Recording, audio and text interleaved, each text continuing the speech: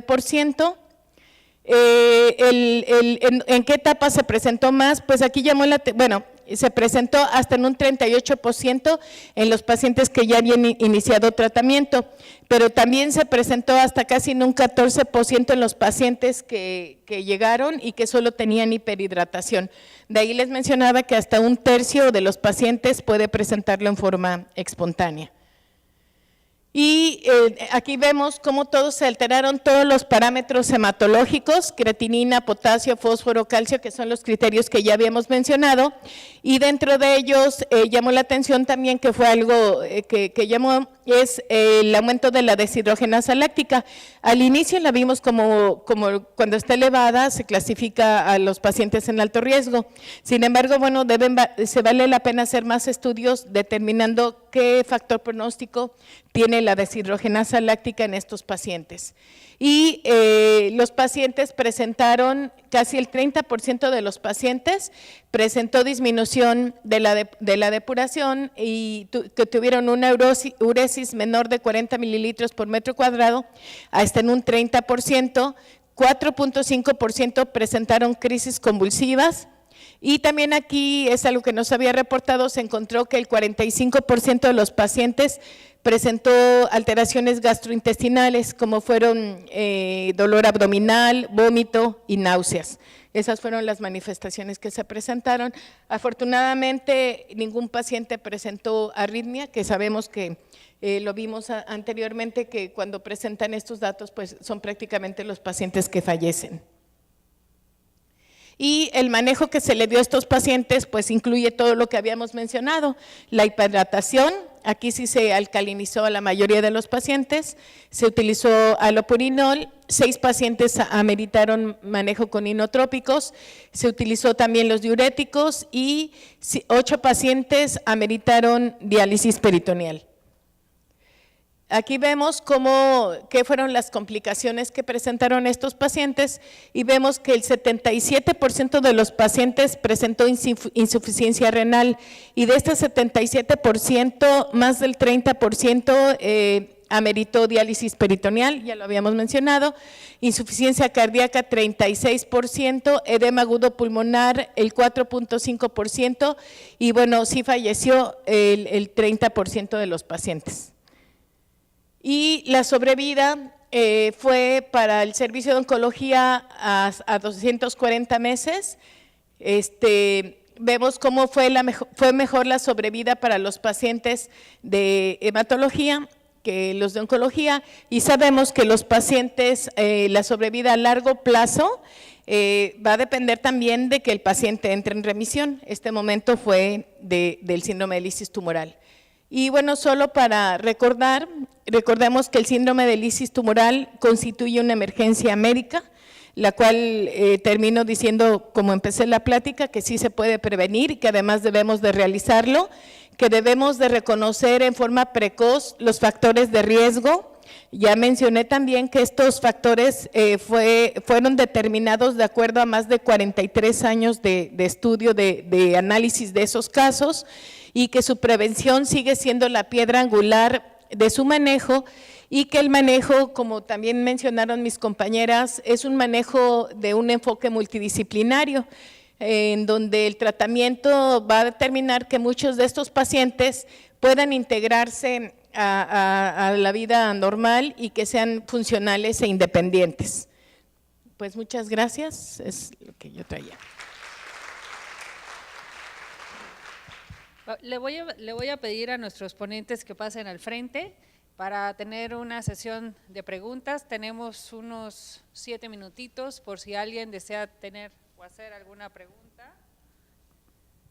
Ahí. Él comentó que en algunos pacientes que utilizaban profilaxis con quinolonas y con trimethoprim se incrementaba el riesgo para algunos otros agentes infecciosos. ¿Qué esquema o sugeriría usted que utilicemos profilaxis antimicrobiana o no utilizar antimicrobianos antes de que se presente la fiebre en los pacientes neutropénicos, o dependiendo del riesgo que tengan? Sí, en realidad la profilaxis no está recomendada. Hay incluso en la actualidad muchos cuestionamientos acerca de la utilidad y de si se debe seguir utilizando quinolonas en general, incluso como tratamiento ambulatorio, cuando ya el paciente tiene fiebre. Pero en general no se recomienda de manera general dar profilaxis. Evidentemente la mejor profilaxis para un paciente neutropénico es saber su condición de riesgo, saber su estado de colonización, porque es lo que te va a llevar a un tratamiento adecuado. Y sobre todo evitar o disminuir el riesgo de adquirir un nuevo agente. Esto es que mucho de lo que se habla hoy es lavado de manos, que la verdad es que cuando se hacen estudios de sombra en todas las unidades, sobre todo en este tipo de unidades de tercer nivel, es alarmante el porcentaje de lavado de manos que se realiza y en muchos lugares puede ser hasta del 23%. Entonces, esas medidas son las mejores para evitar unas infecciones secundarias. Ahora bien, hay recomendaciones en cierto tipo de pacientes cuando la neutropenia es muy prolongada y esto va a ir de la mano con el tipo de quimioterapia que está recibiendo. Esto sale o surge a partir de la profilaxis que sí es eficaz bajo ciertas circunstancias con ciertos antibióticos en pacientes sobre todo que son sometidos a trasplante. Entonces, ahí es donde tenemos que evaluar muy bien tipo de quimioterapia, tiempo de la neutropenia, intensidad de la quimioterapia y sobre todo el daño secundario a mucosas que puede tener el paciente. Se individualiza.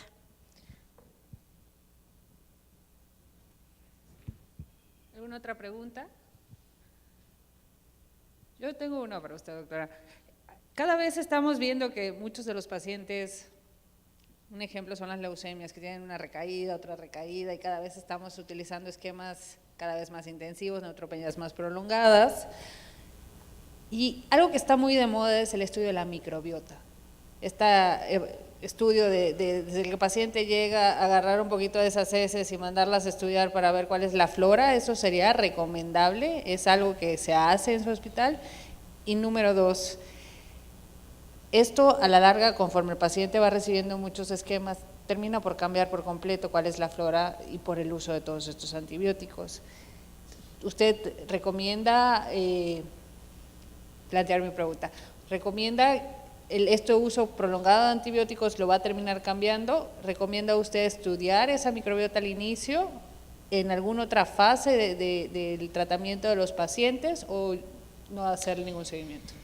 Sí, en definitiva conocer la biota del paciente oncológico nos va a ayudar a tomar decisiones que puede cambiar el pronóstico del paciente cuando desarrolla infección.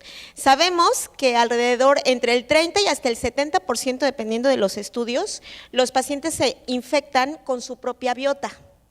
Esto es por el daño a mucosas y el otro porcentaje que es menor es por agentes que vienen ya sea por catéteres o otro tipo de invasión. Sí, en definitiva, conocer la microbiota sí está recomendado, de hecho en las guías sí se define que hay que idealmente hay que conocer la biota de estos pacientes. No siempre se realiza, la cuestión es que creo que nos falta mucho para alcanzar este tipo de condiciones, pero sí deberíamos de conocer la biota de nuestros pacientes,